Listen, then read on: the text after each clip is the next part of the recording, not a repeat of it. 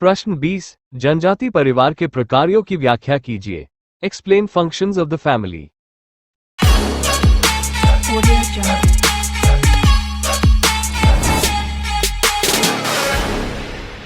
उत्तर, जनजातीय परिवार, tribal family. जनजातीय परिवारों को उनकी विविधता या विशिष्टता के आधार पर प्रो.एस.सी. दुबे ने निम्नलिखित प्रकारों की चर्चा की है। 1. वंश नाम के आधार पर। 1. मातृवंशीय परिवार। 2. अधिकार के आधार पर। 3. निवास स्थान के आधार पर। 4. उत्तराधिकार के आधार पर। 5. वैवाहिक रचना तथा गठन के आधार पर। 2. पितृवंशीय परिवार। 3. उभयवाही परिवार तथा 4. द्विनामी परिवार। 1. पैतृक परिवार तथा 2. मातृक परिवार। 1. मातृस्थानीय परिवार। 2. पितृस्थानीय परिवार तथा 3. नवस्थानीय परिवार। 1. पितृमार्गी परिवार तथा 2. मातृमार्गी परिवार। 1. एकविवाही परिवार। 2. बहुविवाही परिवार। 3. मूल परिवार।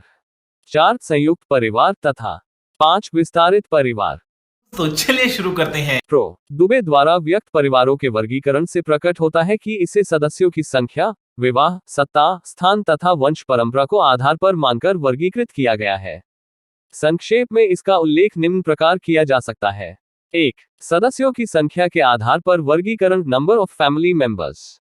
परिवारों में सदस्यों की संख्या को आधार मानकर यदि संपूर्ण जनजातीय परिवारों का वर्गीकरण किए जाए तो सामान्यतः इन्हें 3 श्रेणियों में रखा जा सकता है, जिसे निम्न तालिका द्वारा प्रकट किया जा सकता है। परिवार, केंद्रीय परिवार, विस्तृत परिवार, विवाह संबंधी परिवार। केंद्रीय मूल परिवार, न्यूक्लियर फैमिली। केंद्रीय अथवा मूल परिवार आकार की दृष्टि से लघु परिवार होते हैं। सामान्यतः ऐसे परिवारों में पति पत्नी व उनके अविवाहित पुत्र एवं पुत्रियां रहे हैं। ये पुत्र पुत्रियां चाहे माता पिता से रक्त संबंध से जुड़े हो या इन्हें गोद ले लिया गया, अर्थात गोद लिए गए बच्चे भी केंद्रीय परिवार के सदस्य माने जाते हैं। इस प्रकार के केंद्रीय परिवार हो संथाल, कोरकू तथा थारू जनजातीय में पाए जाते हैं। साथ ही उन सभी जनजातियों में जिनका संपर्क एवं संबंध सभ्य समाज से होता जा रहा है, उनमें भी केंद्रीय परिवारों का प्रचलन बढ़ता जा रहा है। बात तो सही है। विस्तृत परिवार, एक्सटेंडेड फैमिली। विस्तृत परिवार आकार की दृष्टि से केंद्रीय परिवारों से वृहद होते हैं। बहुत कुछ सीमा तक विस्तृत परिवार संयुक्त परिवार की तरह होते हैं। Professor M.C. दुबे के अनुसार विस्तृत परिवार की संज्ञा उन परिवार संकुल, फैमिली कॉम्प्लेक्स को दी जाती है जो आनुवंशिकता से संबद्ध होते हुए भी विभिन्न इकाइयों के रूप में परिवारों में बटा हो। अतः स्पष्ट है कि विस्तृत परिवार केंद्रीय मूल परिवार या परिवारों का वह संगठित रूप है जिनके सदस्यों में शारीरिक निकटता के संबंध पाए जाते हैं तथा सभी एक आर्थिक इकाई से जुड़े रहते हैं।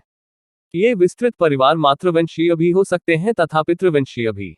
भारत की अधिकांशतः जनजातियों में विस्तृत परिवार पाए जाते हैं। विवाह संबंधी परिवार, कॉन्जुगल फैमिली। विवाह संबंधी परिवार वह कहे जाते हैं जिनमें मूल या केंद्रीय परिवार की तरह पति पत्नी तथा अविवाहित पुत्र एवं पुत्रियां तो रहते ही हैं, साथ ही विवाह द्वारा बन जाने वाले कुछ नए रिश्तेदार भी साथ रहते हैं। विवाह संबंधी परिवार भारत की खरी जनजाति में देखे जाते हैं।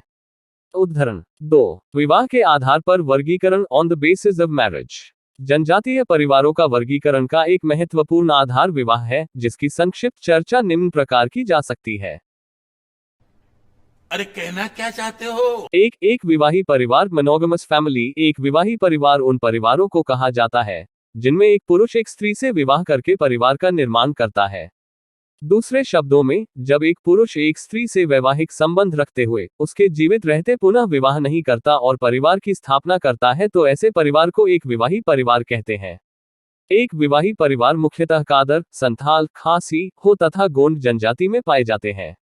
2 बहुविवाही परिवार, पॉलीगमस फैमिली। बहुविवाही परिवार उन परिवारों को कहा जाता है जिनमें एक स्त्री या पुरुष एक से अधिक स्त्रियों या पुरुषों से विवाह करके परिवार को बनाते हैं।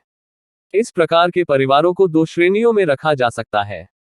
एक बहुपति विवाही परिवार, जब एक स्त्री एक से अधिक या बहुत से पुरुषों से वैवाहिक संबंध रखकर परिवार बसाती है तो ऐसे परिवार को बहुपति विवाही परिवार की संज्ञा दी जाती है। बहुपति विवाही परिवार टोडा, तियान कोटा, खस तथा लद्दाखी कोटा जनजाति में पाए जाते हैं। बहुपति विवाही परिवार को भी 2 भागों में विभक्त किया जा सकता है।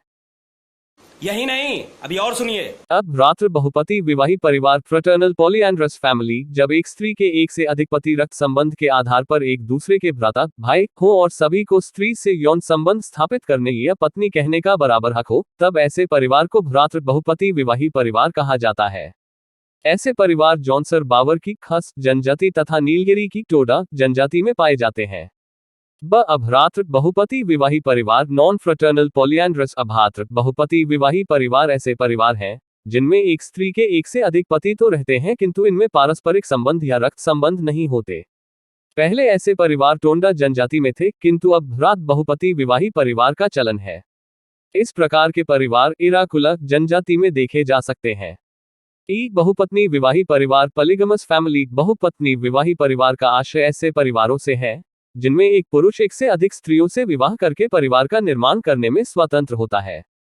ऐसे परिवार मुख्यतः गोंड, बैगा तथा नागा जनजातियों में पाए जाते हैं। अरे टेंशन नहीं लेने का, अपुन है ना। ऐसे परिवार में वंश परंपरा पितृ वंश के द्वारा चलती है तथा सत्ता के आधार पर पितृसत्तात्मक परिवार होते हैं। 3. वंश परंपरा के आधार पर वर्गीकरण। वंश परंपरा को केंद्रित करके भी जनजातीय परिवारों का वर्गीकरण किया जा सकता है। इस आधार पर भारतीय जनजातीय को 2 वर्गों में विभाजित किया जा सकता है। एक पितृवंशीय परिवार पैट्रिलिनियल फैमिली, वे जनजातीय परिवार जिनके वंश का चलन पिता या पुरुष के द्वारा होता है, अर्थात परिवार की वंश परंपरा का संचालन व पहचान पुरुष या पिता के नाम से होता है। ऐसे परिवारों को पितृवंशीय परिवार कहा जाता है। ऐसे परिवार में बच्चे पिता के वंश या कुल के नाम को ग्रहण करते हैं। भारत की अधिकांशतः जनजातियों में पितृवंशीय परिवार पाए जाते हैं। मातृवंशीय परिवार मैट्रिलिनियल फैमिली, मातृवंशीय परिवार का आशय ऐसे परिवारों से है जिनमें बच्चे माता के वंश या कुल से नाम ग्रहण करते हैं। ऐसे परिवारों में वंश का चलन माता या स्त्री के नाम से होता है। भारतीय जनजातियों में मातृवंशीय परिवार असोम की खासी, गारो, मालाबार के नायर जनजाति में पाए जाते हैं। तो क्या नाचो मैं? 4. सत्ता के आधार पर वर्गीकरण। सत्ता का तात्पर्य उन नियमों, आज्ञाओं का चलन से है जिसके द्वारा परिवार में व्यक्ति के प्रभाव का पद या महत्व माना जाता है तथा उसी के अधीन परिवार के सदस्यों को रहना पड़ता है। सत्ता के आधार पर भारतीय जनजातीय परिवार 2 प्रकार के होते हैं। एक पितृसत्तात्मक परिवार पेट्रियार्कल फैमिली। पितृसत्तात्मक परिवार के अंतर्गत वे सभी परिवार आ जाते हैं जिनमें परिवार की सत्ता अथवा बागडोर पिता या पुरुष के हाथों में होती है तथा पारिवारिक निर्णय का अधिकार पिता या पुरुषों के पक्ष में होता है। पारिवारिक संपत्ति, वंश तथा धार्मिक कार्यों में पुरुषों को अधिकार प्राप्त होते हैं। वर्तमान समय में भारतीय जनजातीय परिवारों में कुछ अपवादों को छोड़कर अधिकांशतः जनजातीय परिवार पितृसत्तात्मक ही है। मातृसत्तात्मक परिवार मेट्रियार्कल फैमिली। मातृसत्तात्मक परिवार पितृसत्तात्मक परिवार की प्रकृति से पूर्णतः विपरीत होते हैं, अर्थात ऐसे परिवारों में परिवार की नियंत्रण शक्ति एवं समस्त अधिकारों का केंद्र माता या स्त्री होती है। संक्षेप में, परिवार की संपत्ति, अधिकार तथा वंश माता या स्त्री के नाम पर ही चलता है। इस प्रकार के परिवार असोम की खासी, गारो तथा मालाबार की नार जनजाति में पाए जाते हैं। समझ रहे हो? उपर्युक्त विवेचन से स्पष्ट है कि जनजातियों में परिवार निर्माण एवं परिवार का वर्गीकरण अनेकानेक आधारों पर होता है। प्रत्येक भारतीय जनजाति में परिवार निर्माण के नियम होते हैं जिनके आधार पर ही परिवार रूपी संस्था का निर्माण करना उचित माना जाता है। जनजातीय परिवार वे सभी प्रकार फंक्शंस करता है जो कि सभ्य समाज के परिवारों द्वारा किए जाते हैं। संक्षेप में, जनजातीय परिवार जैविक यौन इच्छाओं की पूर्ति, संतानोत्पत्ति, शारीरिक सुरक्षा, सामाजिक समाजीकरण, सामाजिक परिस्थिति, सामाजिक नियंत्रण, प्रशिक्षण आदि, सांस्कृतिक संस्कृति का हस्तांतरण, सांस्कृतिक व्यवहारों की शिक्षा आदि, आर्थिक जीविकोपार्जन, संपत्ति, उत्तराधिकार, व्यवसाय आदि व मनोरंजनात्मक, राजनैतिक तथा धार्मिक प्रकार करता है। जनजातीय परिवारों में महिलाओं की उच्च स्थिति मानी जाती है तथा आर्थिक कार्यों में इनका पूर्ण सहयोग प्राप्त होता है।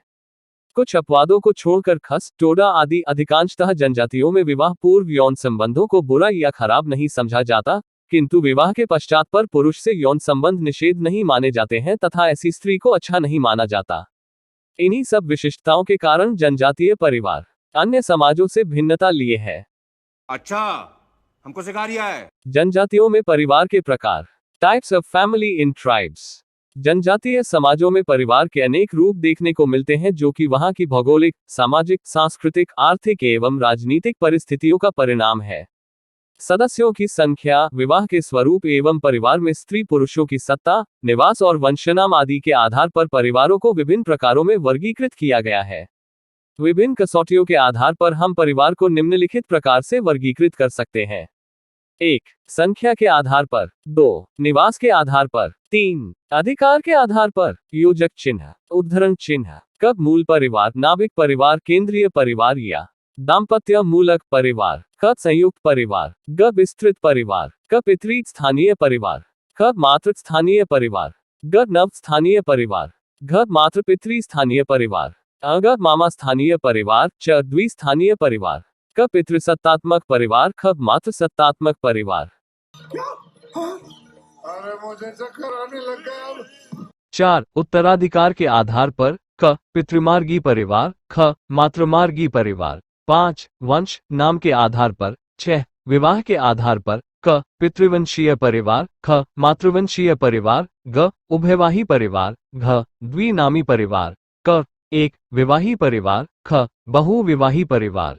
एक बहुपत्निक परिवार, बहुपतिक परिवार, समूह विवाह परिवार, भ्रातृ बहुपतिक परिवार। 7. अन्य रूप अभ्रातृ बहुपतिक परिवार। क जन्ममूलिक परिवार। ख प्रजननमूलिक परिवार। ग समृक्त परिवार। घ विवाह संबंधी परिवार। अग प्रेत परिवार। उठा ले रे देवा, उठा ले रे बाबा। कोरकू परिवार, कोरकू फैमिली। कोरकू परिवार हिंदुओं के संयुक्त परिवार की तरह है, फिर भी इनकी अपनी कुछ विशेषताएं हैं जो इनको प्रथम नृजातीय स्थान देती है। विवाह के पश्चात युवक अपने पिता के साथ ही रहना प्रारंभ करता है। परिवारों के प्रकारों की चर्चा करते समय उनको संख्या के आधार पर वर्गीकृत किया गया है। इस संबंध में I.P. देसाई ने लिखा है, केंद्रीय परिवार में केवल पति पत्नी एवं बच्चे सम्मिलित हैं और बड़े गृहस्थ या संयुक्त परिवार में 3 पीढ़ियों से अधिक के व्यक्ति एक साथ रहते हैं। एकाकी परिवार, न्यूक्लियर फैमिली। धीरे धीरे कोरकू समाज में संयुक्त परिवार टूटकर एकाकी परिवार में परिवर्तित हो रहे हैं।